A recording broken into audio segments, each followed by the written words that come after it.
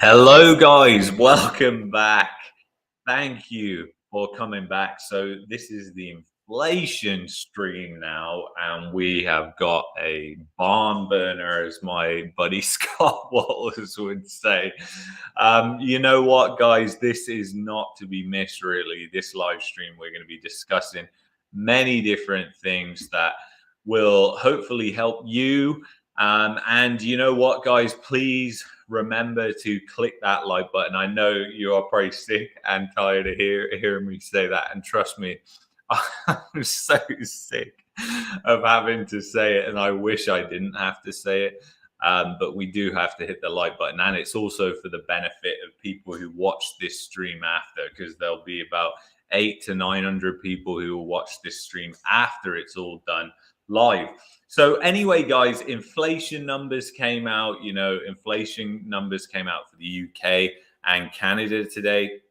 So it's really interesting, and we want to go through what they're telling us, what they're not telling us, because obviously there's a lot that they're not telling us, which is always the case when it comes to government statistics. And I think it's important to mention at this point that the statistics do come from the government. They're largely understated. And you know what, guys? A lot of people are now talking about the 1970s, and it seems to be entering the mainstream that, oh, we're in this period of stagflation like the 1970s.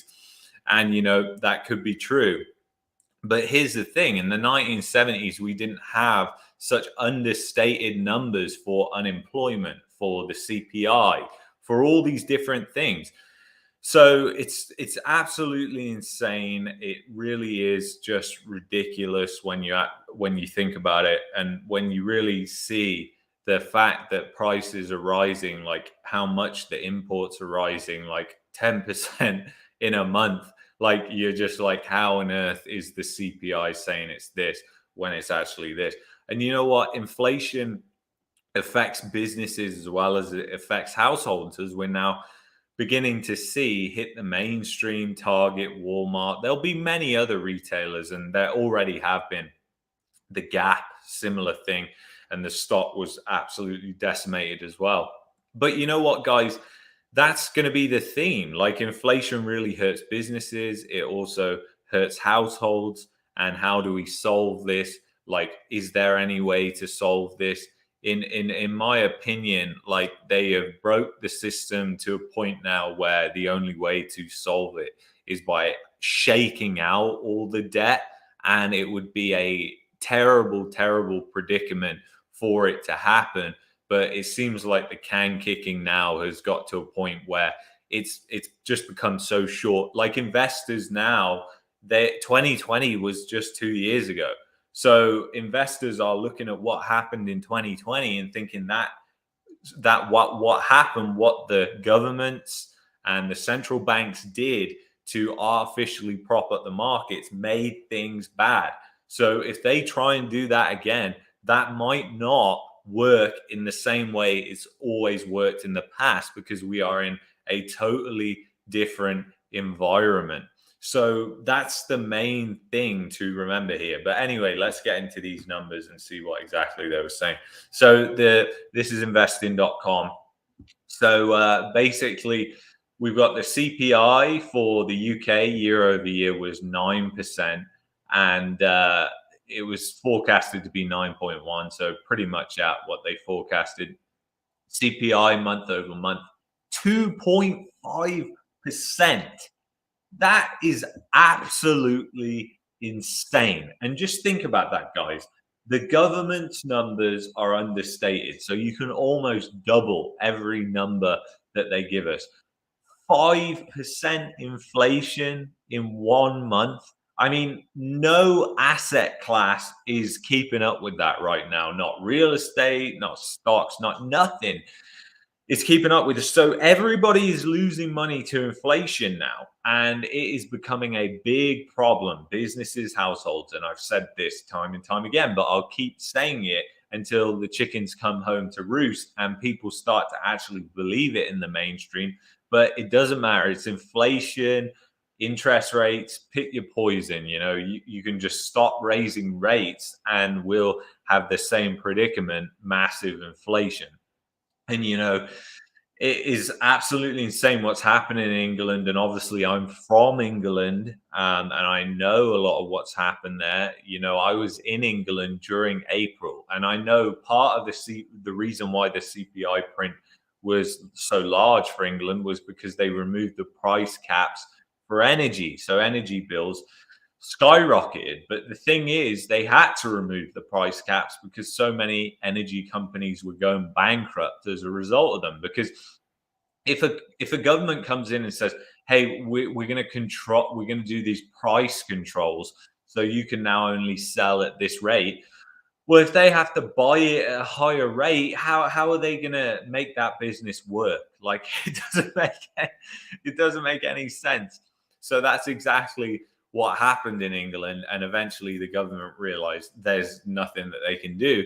And vilified or not, it's something that had to happen. Price controls, they don't work. Now, do I think we'll see price controls? Absolutely. I think we will see price controls. I think they're more likely in a place like Canada because it's more of a communist regime with Justin Trudeau and the NDP at the helm. I mean, both have no clue what color the sky is, let alone anything else in the true economy. So they just have no clue. So I wouldn't put it past them. Price controls could definitely be on the cards, especially if they're saying like this is akin to the 1970s, which is what a lot of people are now calling it. And it is stagflation. But the thing is, it's been stagflation since May last year. It's just really nobody wanted to talk about it. I've been doing videos. If you go back and look at some of my older videos that I did, like even when I first started this channel, I did a video on gasoline futures. I think it was in June, early June of last year, saying how the futures were just set up to absolutely explode. And just look at where it's gone since then. It's just gone absolutely insane. But it blows my mind that things have got so extreme. But when we really think of what could bring down inflation, we have to think of energy, because energy is really the economy.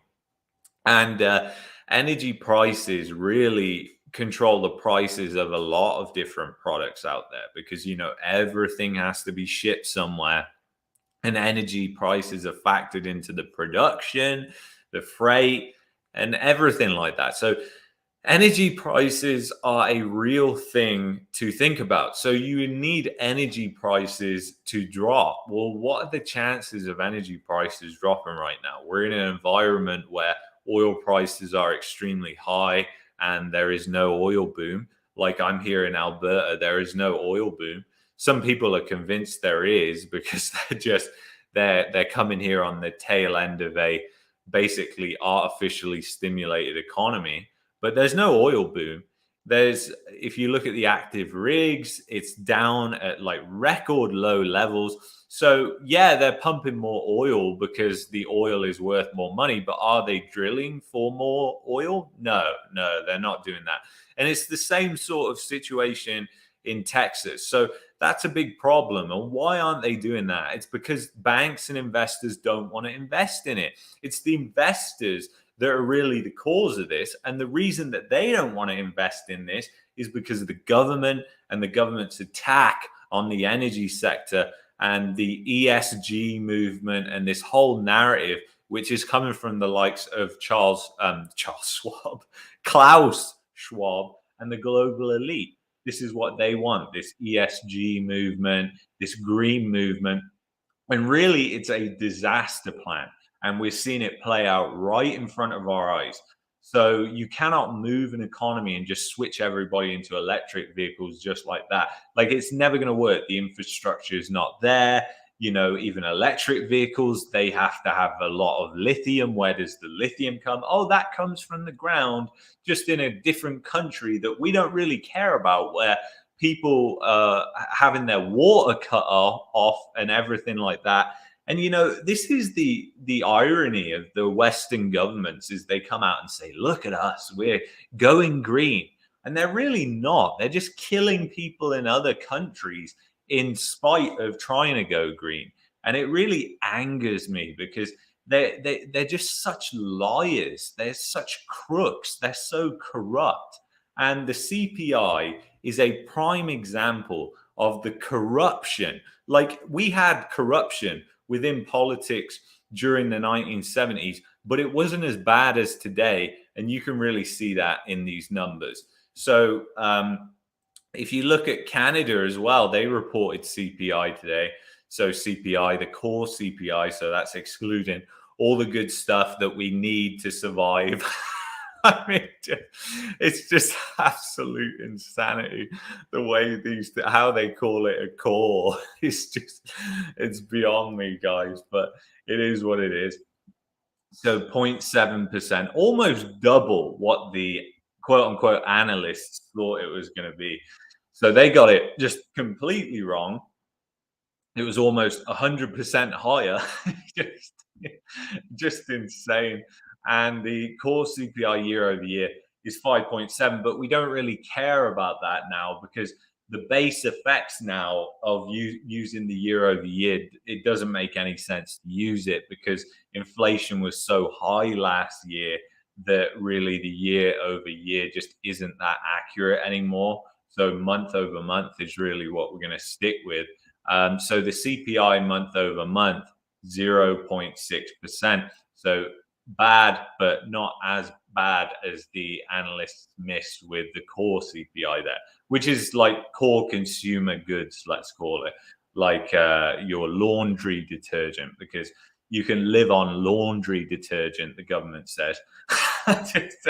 I mean, they say they exclude these things because they're volatile, but I don't understand. Maybe then call it the volatile CPI and the non-volatile CPI, but don't call something the core when it's clearly not the core. But this is just classic government misleading people down the garden path, which is what they love to do. So, funnily enough, I just saw that crude oil inventories. Massive drawdown there, and they were actually anticipating a slight build in the inventories. So that's, but the last was a big build by the look of it. But still, so anyways, let's blast over to CTV, which is a government propaganda network here. But there's going to be some statistics in here that we're going to want to go over. Saves me going over the stats can boring wash. Let's see what they're saying. So the cost of nearly everything at the grocery store continues to climb higher. I'm sorry, I'm just expanding this on the screen. The cost of nearly everything at the grocery store continued to climb higher to push the annual inflation rate up in April. Statistics Canada said Wednesday that its consumer price index for April rose to 6.8% compared with a year ago, up from a gain of 6.7% for March. Now, if you look at this, this really puts it into perspective for you. This chart goes all the way back to the 90s. And as you can see here, inflation was at 6.9%. We're at 6.7%, guys. Just think about how understated that number really is. It's not true. Do not believe it. If you look at the shadow stats, and I always bring up shadow stats because it's a perfect example of, and it shows how much these things are understated. Yes, they do follow similar trajectories, but by all means, they are not. One is vastly understating inflation. Okay, so let's go here. We want the 1980s base. So this is the one. Okay. So basically, this is the United States, but we don't care because we're part of the same continent and the inflation rates are pretty similar in both countries, albeit a little bit worse in Canada because of the strengthening dollar as well. Sorry about that. I just whistled by accident. I have no idea how that happened. Maybe it's a sign that I need a drink of water. Oh, that tastes so good. Okay. Anyway, so if you look at this, you can see the CPIU is down here. This is what the corrupt government uses for their inflation numbers. And you can clearly see that the peaks and troughs, they do follow each other. It's just one is vastly understating inflation, whereas the other is not so much. So when you look at the 1980s based CPI, it's up around 17, 18%, whereas the normal CPI is up around 9%. So you can basically double what the inflation is to get to the 1980s based CPI. So doubling it isn't a bad thing, actually, like I said. But yeah, that's pretty much where we're at. And even that was understated back then. That's the thing. It was more accurate, guys, but it was still understating inflation. They've just found throughout history, let's just understate it a little bit more and a little bit more and a little bit more. But the thing is, which they don't realize, and I hope you guys realize with this, and this is such a key thing to think about here, is that the inflation that you and I pay, that me and you pay, that is the real price of inflation. It doesn't matter what the government tells us. And we know the government is lying and it's coming out of their butt. But but we know that the reality of what we're paying is much, much more.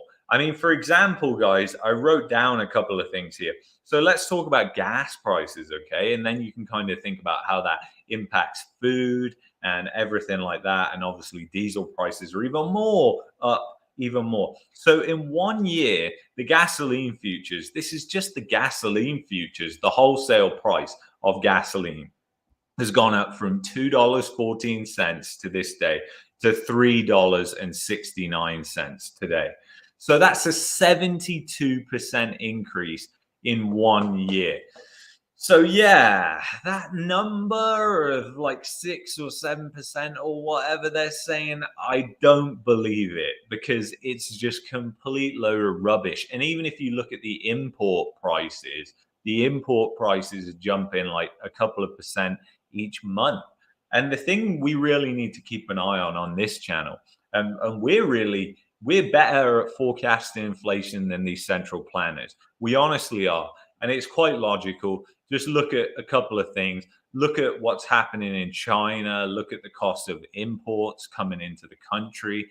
And then just look at the price of energy. And if those things continue to go up in price, then you can guarantee that inflation is going to go up too. So that's pretty much all you have to look at. The government thinks you have to look at 50 different models and 600 different economists. PhDs have to come out and say X, Y, and Z, but that's not the reality, guys. You really don't have to overcomplicate things here because that's a lot of the inflation that we see today is due to the supply chain issues. It's due to the rising energy costs, which happened before Russia invaded Ukraine. I just want to point out because that's what they're saying in CTV today. But anyway, so let's continue with this. So, according to them, anyway, it's as high as the 90s. And we know how that devastated a massive housing bubble in Canada and caused quite a big recession back in the 90s. And that was when the economy was like, I don't know, maybe 10 times less levered up than it is to this day. I mean, it's just insane the amount of debt people are carrying. The rate was the highest since 1991 when the annual rate was 6.9%.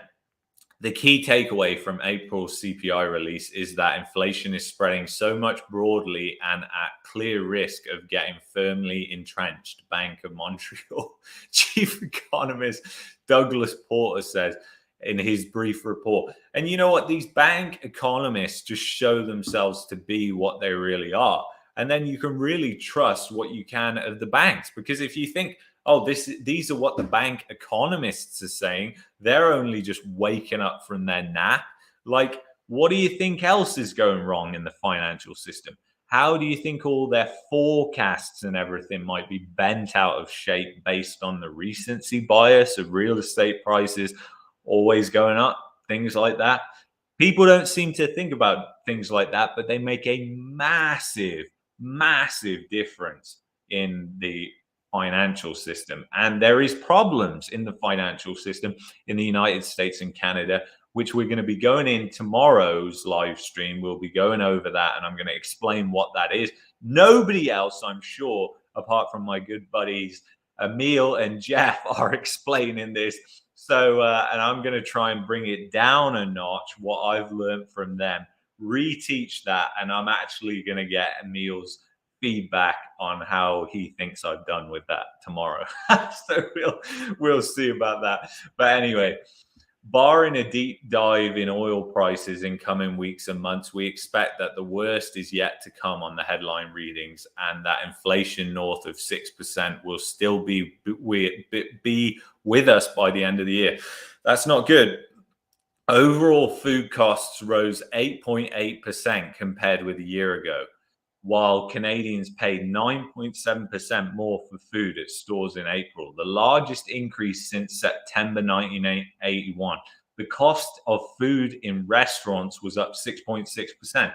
I want to highlight something here because there's something that they haven't highlighted here, which I'm going to highlight right now. And these journalists are so fantastic at their job. But anyway, that's why you come to people like me, isn't it? I'm just kidding. I'm not that smart of a guy either. But anyway, if the cost of food is up 8.8% compared with a year ago, and the cost in restaurants is only up 6.6%, then who's making up that deficit? Who's making up that deficit? It's the businesses, it's the restaurants, of course, because they've been suffering, they've been hit hard. But this shows you how restaurants can't pass on all of this inflation to the consumers because they just know that they need to attract people to come back to the restaurants. So people aren't going to come back to the restaurants if they're tightening up their budgets and they just see, wow, now like a steak is $50 and it was $30 like before the pandemic. Things like that, they're just going to think we're not going to be able to eat out as much by the looks of it. And that's going to really affect them. And they've been decimated anyway. And people who own restaurants know that the margins are slim in that industry anyway. So they're taking a huge, huge hit. And I do feel sorry for the restaurants because nobody could have seen this coming if you were in the restaurant industry and you've been unfairly targeted and attacked by government restrictions. And I really do feel sorry for the restaurant industry, as I do for the hospitality industry that has also just been absolutely attacked by government restrictions, because really it has just created a disaster within the economy. And the government just thinks that, you know, they can shut down the economy and start it up like it's just your car. And it's just not, it's just not like that. It's just not like that at all, as we're seeing right now. They have completely wrecked the economy, and it was pretty broken before and in a bubble. But now they've just thrown that bubble into a fire pit. So it's just not good. But compared with a year ago, the cost of fresh fruit was up 10%. That's really funny because the CPI is only 6 point something percent. But do go on. Fresh vegetables gained 8.2% and meat rose 10%. The cost of bread was up 12%, whilst pasta up nearly 20% and rice added 7.4%. Now, I want to emphasize something else about the pasta, because that's what everybody was going nuts buying during the pandemic. Was they went on this pasta binge, toilet paper, all these different things. And it just wrecks the supply chain. It creates a bullwhip effect. But this inflation that's just in pasta is just absolutely insane. We're going to have to cut back on the pasta, unfortunately. Russia's invasion of Ukraine in late February has put upward price pressure on food products that use wheat. Statistics Canada said, while poor weather in growing regions has also impacted prices for food. So in other words, the government sanctions and the government's response to Russia's issues. And, I really don't want to get into that, but I really do think in some ways there could have been some more of a chance of a resolution and no lives being lost before Russia invaded Ukraine. And really, I don't want to get into that because I know it's a highly emotional topic that people don't want to hear about. Or maybe we'll save for another video on Rumble. I don't know. But prices for food purchased from stores. Canadians paid 9.7% more for food bought in stores since April compared with a year ago. So you can just see that's marching higher. That doesn't look like it's slowing down to me. I'm not sure about that. And Cody, yeah, I thought inflation was transitory with the clown face. Yeah, I know. Yeah, that's what they all told us, wasn't it? And now they're saying, oh yeah, it's just going to persist a little while longer. Well, how long's a piece of string, guys? How long is a little while? Oh, it's 10 years. Oh, okay. Whatever. The agency also said higher prices for things such as fertilizer and natural gas continue to increase the cost for farmers who have passed along some of these costs. So, interesting thing, because fertilizer obviously takes a lot of energy to produce, and they're saying that about natural gas as well. So, it's like I said, these do put immense pressure on prices going up. So it's just mad how these prices are running away from us, and it's sucking money out of the economy.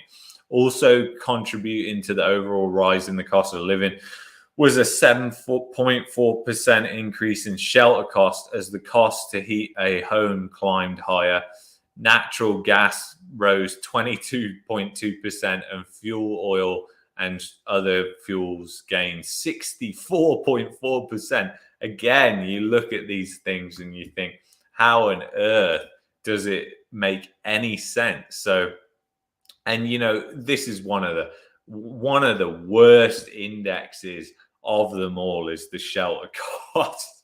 This thing should have been going parabolic last year, and it wasn't. So it really is. And if you look at what they're saying, the year over year rent changes, that's less than the real rate of inflation. So rents are actually negative, whereas housing prices are still up year over year in a lot of places. So who's really losing there? Who is really losing? You might say, oh, it's the renters because they don't own anything. But I don't think so, because coming down the road, there's going to be a reckoning for homeowners, because a lot of people are going to be in negative equity, getting essentially a margin call, which they never realized they could even get when they bought a home. They didn't think that they could just, get their house price could go down and they could end up losing the home through no fault of their own. And if they don't come up with what's demanded from the bank, people are going to have to face this hard reality, unfortunately. Compared with a year ago, consumers paid 36.3% more for gasoline in April. However, the increase was smaller than a year-over-year gain of 39.8% in March. Excluding gasoline, the annual rate for April was 5.8%, compared with a year-over-year gain of 5.5% for March. The average of the three measures of core inflation that are closely watched by the Bank of Canada. And this just shows how broken it is that they're watching the average, which rose to 4.23%. So get that, guys. The Bank of Canada is focusing on this talk about an understated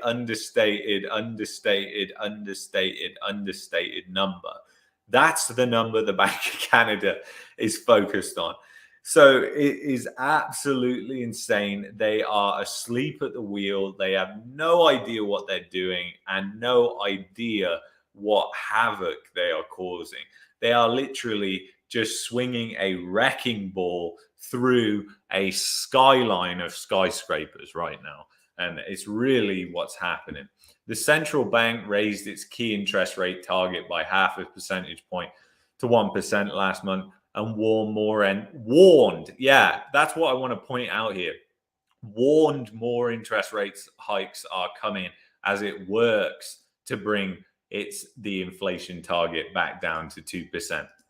Yeah, so it's just warned about it, but why isn't it coming out tomorrow? Why isn't there an emergency meeting, and why aren't they coming out tomorrow and hiking rates? Why aren't they showing some side of force? It's because they don't really care, and they're completely out of lunch. They're Keynesians, and they think they can just literally leave this and everything's going to be okay. A lot of them think inflation is transitory. They think we'll just, if we just kick the can and we just give these little 50 basis point hikes, and they are little relative to inflation back in what was happening in the 80s when inflation was this high compared to now. They're little hikes.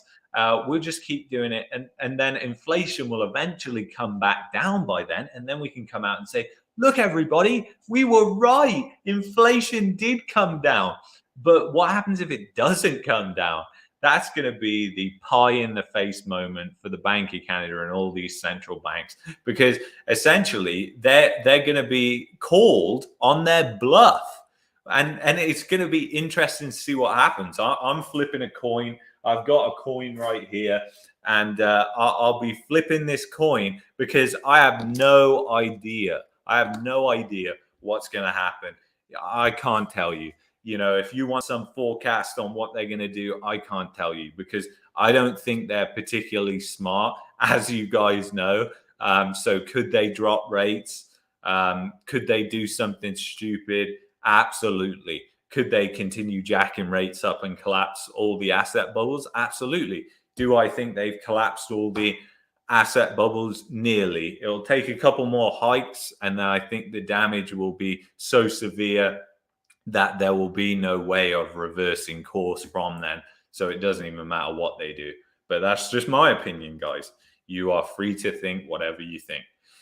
In its monetary policy report last month, the Bank of Canada said it expected inflation to average almost 6% in the first half of the year. However, it has since said it will likely be revising its forecast. So their forecast was completely wrong. They're now going to revise it. It just reminds me of the IMF. The IMF does the same thing. They come out with this glossy forecast like they did last year, saying everyone's economy is going to be booming because of the recency bias. All their models look at what was happening in 2021 and then extrapolate that over years ahead. And obviously, that's not what's happening. So they've since completely downgraded, just like the Bank of Canada is going to do. And all these people are paid loads of money, loads and loads of money, by the way. Like a lot of money, and they get it wrong all the time, and that's why they go into these lines of work, because they can continue to get it wrong and there's no consequences.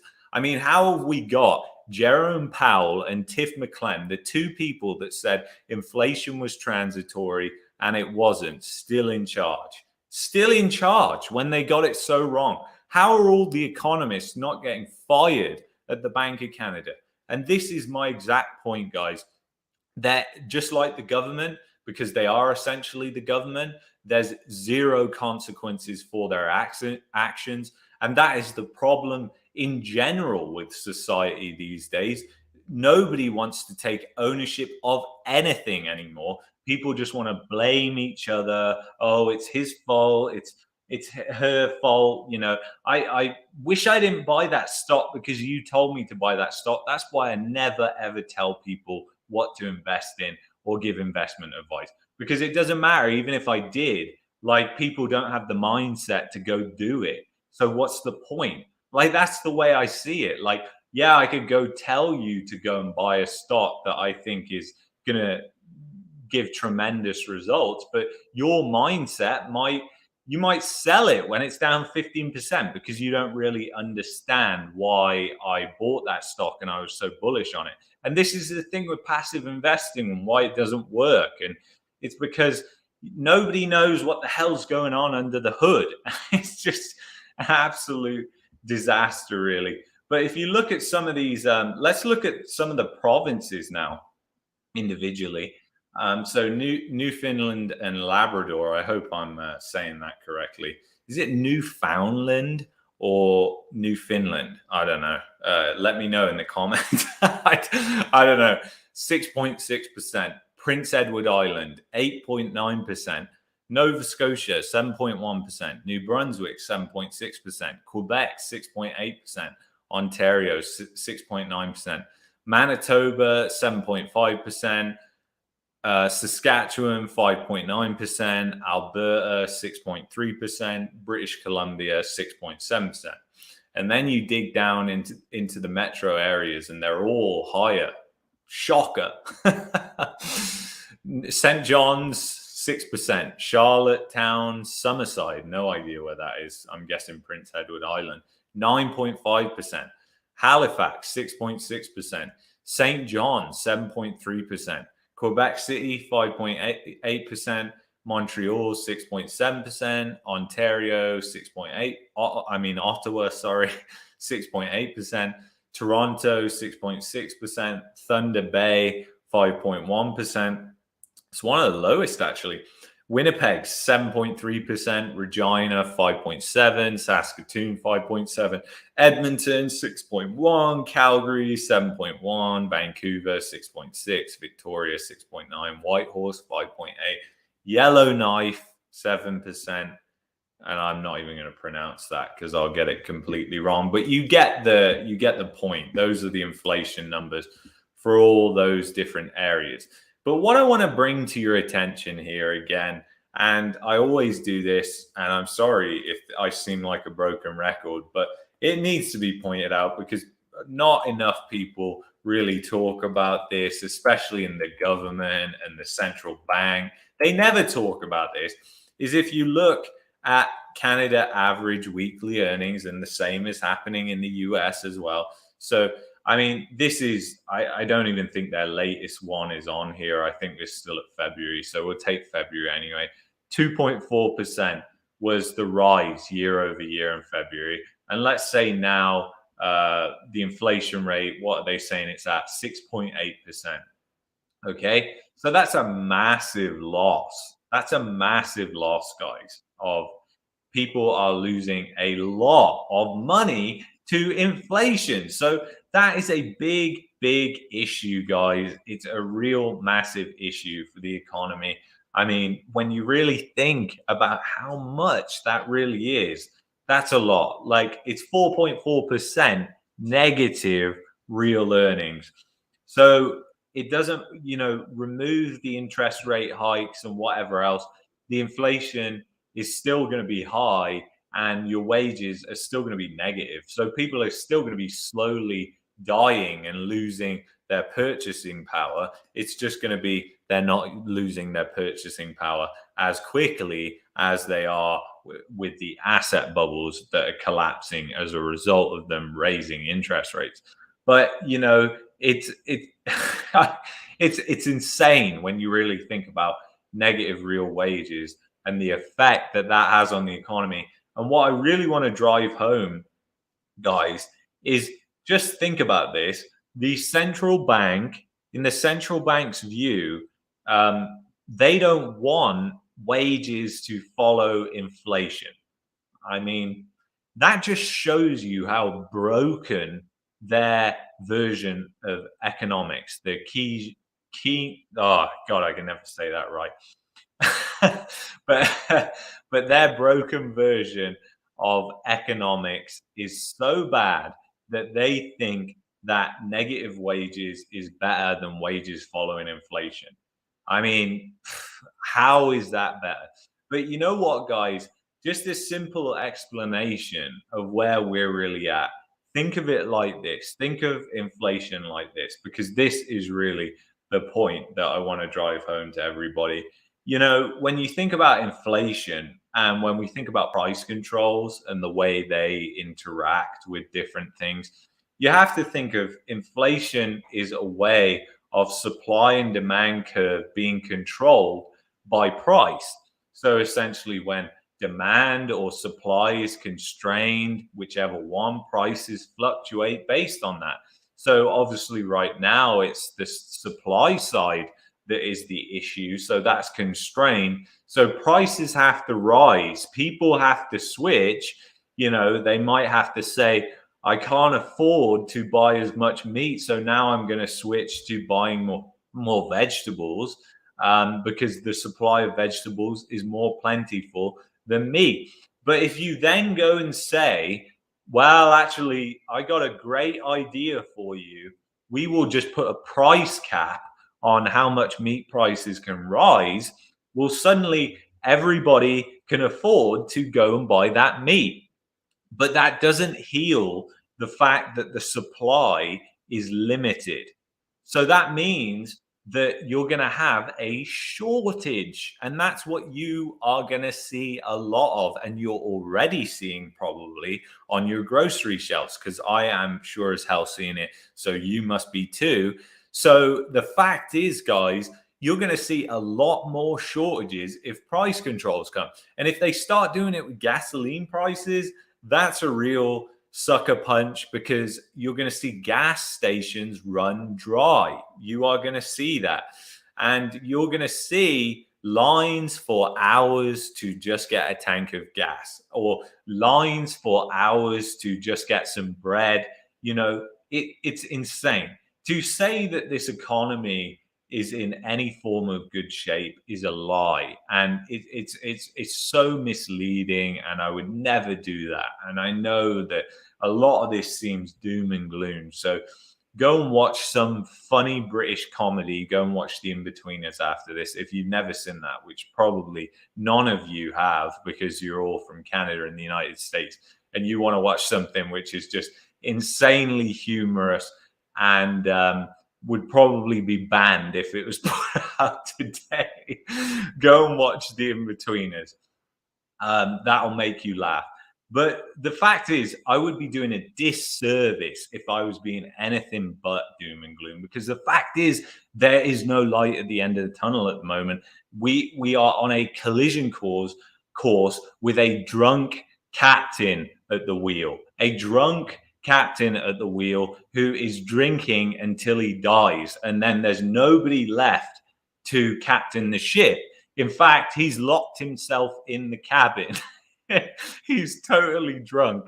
So this ship is heading towards an iceberg, and there's nothing we can do but watch. And that's how I feel.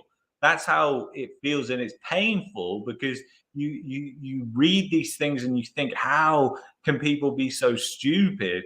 And you just have to watch these things go down, because the reality is, people's popularity within government is more important than the economy, is more important than people's livelihoods, and power trumps everything at the end of the day. The pursuit of power is a disaster, and it has caused this economy to head into an iceberg, along with many global economies, such as the United States, United Kingdom, Germany, many other European countries, Australia, New Zealand, are all on this course with us. So at least know that our fellow comrades are going to be with us on this one.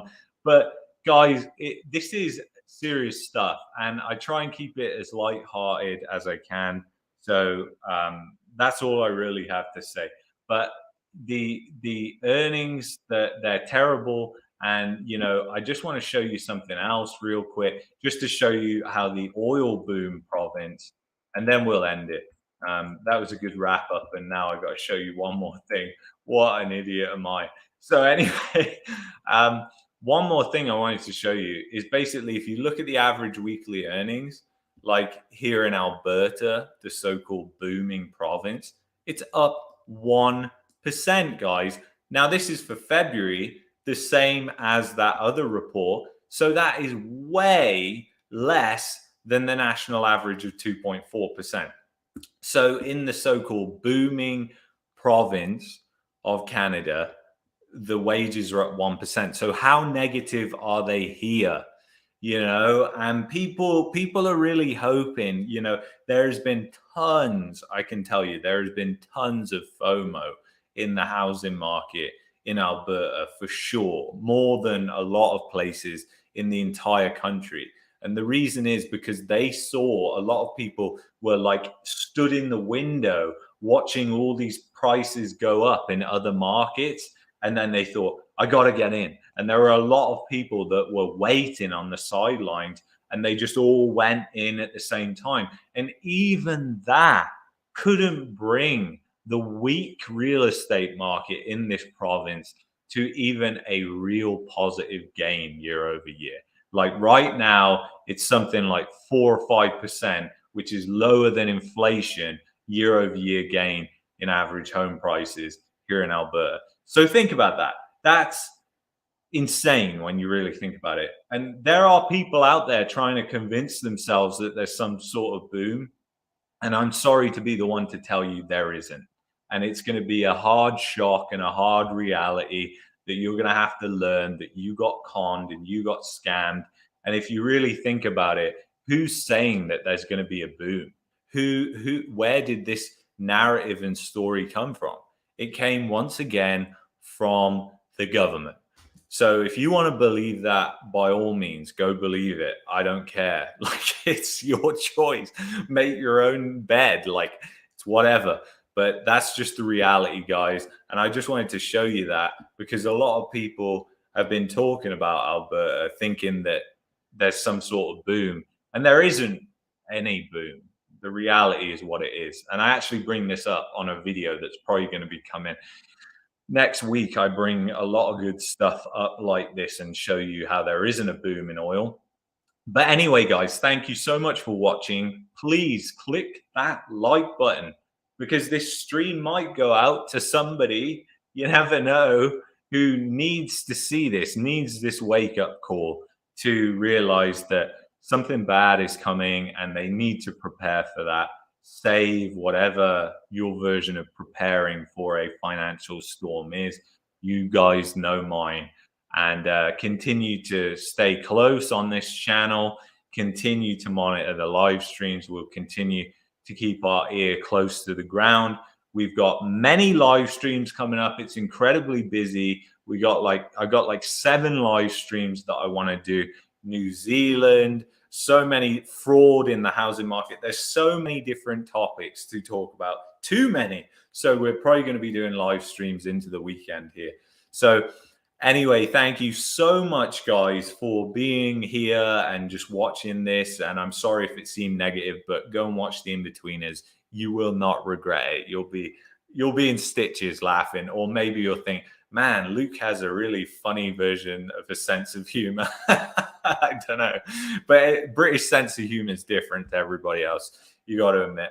So anyway, thank you so much, All Nighter, Becky, Deja Vu, Cody, Trent, Marco, Trader 586, Revert to Means, Ken, all you guys. A lot of you guys have been here right from the start with this channel. Cowson, Hungry Lion, a lot of you guys have been here from the start, and I love you for that. Thank you so much for still following this and keeping an eye on the pulse. Anyway, guys, I'll see you in the next one. Peace. Have a good evening. Take